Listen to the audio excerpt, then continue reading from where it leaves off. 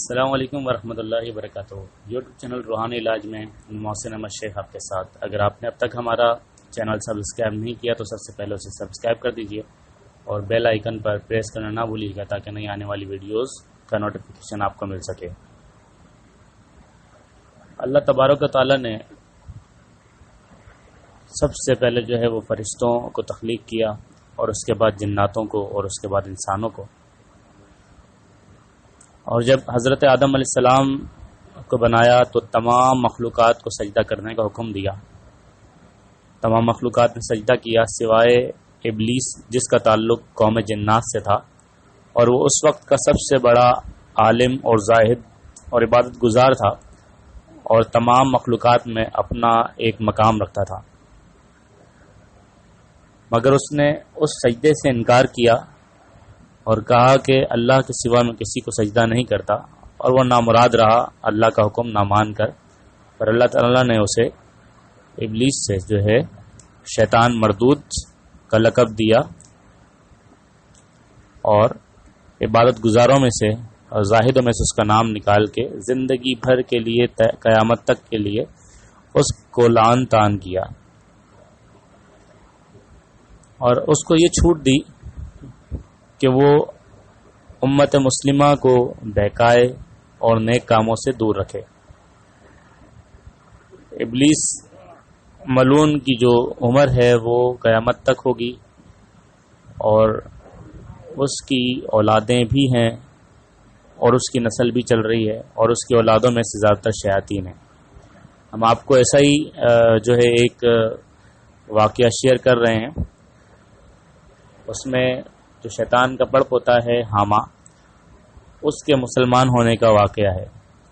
واقعہ کچھ اس طرح سے ہے کہ حضرت عمر رضی اللہ تعالیٰ عنہ سے روایت ہے کہ ہم رسول اللہ صلی اللہ علیہ وسلم کے ساتھ تہامہ پہاڑ پر بیٹھے تھے کہ ایک بوڑھا آدمی اپنے ہاتھ میں عصا لیے ہوئے آیا اور نبی کریم صلی اللہ علیہ وسلم کو سلام عرض کیا۔ حضور پاک صلی اللہ علیہ وسلم نے اس کے سوال کا جواب دیا، پھر اس بوڑھے سے پوچھا کہ تو کون ہے؟ تو اس نے کہا میں حامہ بن اہیم بن عقیس بن ابلیس ہوں۔ حضور پاک صلی اللہ علیہ وسلم نے ارشاد فرمایا تیرے اور ابلیس کے درمیان صرف 2 باپوں کا فاصلہ ہے، تجھ پر کتنا زمانہ طے کر چکا ہے؟ اس نے کہا میری دنیا کی زندگی صرف تھوڑی سی ہی باقی ہے۔ جس رات قابیل نے حابیل کو قتل کیا اس وقت میں چند سال کا بچہ تھا اور بات سمجھ لیتا تھا، ٹیلوں کو پھلانگتا تھا اور کھانا خراب کرتا اور قطع رحمی کا حکم دیتا تھا۔ تو رسول پاک صلی اللہ علیہ وسلم نے ارشاد فرمایا جدائی اور قطع رحمی کرنے والے بوڑھے اور سستی و کائلی کرنے والے جوان کا کام بہت برا ہے۔ اس نے کہا آپ مجھے معاف فرما دیں، میں اللہ تعالیٰ کی بارگاہ میں توبہ کرتا ہوں۔ میں حضرت نوح علیہ السلام اور ان کی مسجد میں ان کی قوم میں سے ان پر ایمان لانے والوں کے ساتھ ہوتا تو میں ہمیشہ ان کو اپنی قوم کی دعوت پر سخت سست کہا کرتا تھا، حتیٰ کہ وہ خود بھی رو پڑتے اور مجھے بھی رلا دیتے۔ ایک مرتبہ حضرت نوح علیہ السلام نے فرمایا اگر میں تمہاری بات مان لوں تو یقیناً شرمندگی اٹھانے والوں میں سے ہو جاؤ، اور میں اللہ کی پناہ مانگتا ہوں کہ میں جاہلوں میں سے ہو جاؤں۔ میں نے کہا اے نوح، میں ان لوگوں میں سے ہوں جو قابیل بن حضرت آدم علیہ السلام کی سعادت مند شہید خون کرنے میں شریک تھے،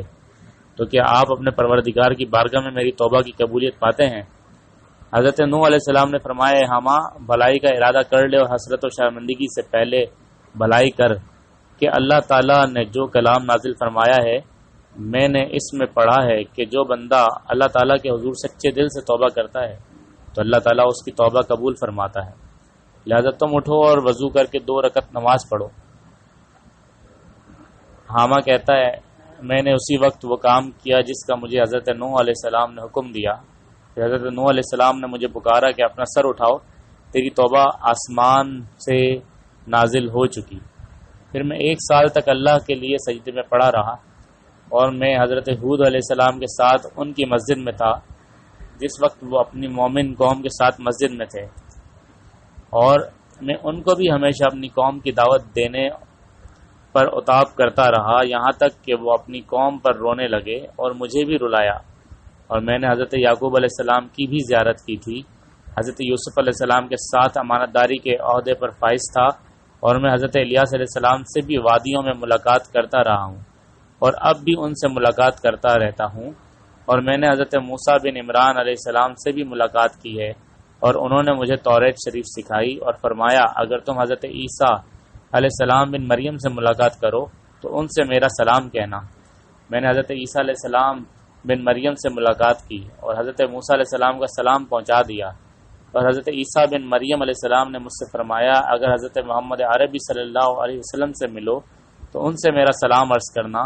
تو رسول اکرم صلی اللہ علیہ وسلم کی آنکھوں میں آنسو آ گئے اور رونے لگے۔ پھر حضور اکرم صلی اللہ علیہ وسلم نے فرمایا حضرت عیسیٰ علیہ السلام پر بھی رہتی دنیا تک سلامتی ہو، اور اس امانت پہنچانے کی وجہ سے تم پر بھی سلامتی ہو۔ حامہ نے عرض کیا یا رسول اللہ صلی اللہ علیہ وسلم، آپ نے بھی میرے ساتھ وہی معاملہ فرمایا جو حضرت موسیٰ بن عمران علیہ السلام نے میرے ساتھ فرمایا کہ انہوں نے مجھے توریت شریف سکھائی۔ تو رسول اکرم صلی اللہ علیہ وسلم نے حامہ کو سورہ واقعات، سورہ مراسلات، سورہ نبا، سورہ تکویر اور سورہ فلق و ناس اور سورہ اخلاص سکھائیں اور ارشاد فرمایا اے حامہ تم اپنی ضرورت ہم سے بیان کرو اور ہم سے ملاقات کرنا ترک نہ کرنا۔ حضرت عمر رضی اللہ تعالیٰ عنہ فرماتے ہیں جب تک رسول اللہ صلی اللہ علیہ وسلم کی وفات ہو گئی تو ہمیں حامہ کی خبر نہیں اور یہ بھی نہیں معلوم کہ وہ زندہ ہے یا انتقال کر گیا۔ تو دوستو، ہم نے آج یہ جانا کہ شیطان کے پڑپوتے حامہ نے حضور اکرم صلی اللہ علیہ وسلم کے ہاتھ پر کس طرح سے اسلام قبول کیا۔ تو آگے آنے والی ویڈیوز میں ہم آپ کو اس قسم کے مزید واقعات اور روحانیت سے وابستہ مزید چیزیں بتائیں گے۔ ہمارے چینل کو سبسکرائب کیجئے اور جو بھی ویڈیو دیکھیں اسے لائک کرنا نہ بھولیے۔ جزاک اللہ، السلام علیکم ورحمۃ اللہ۔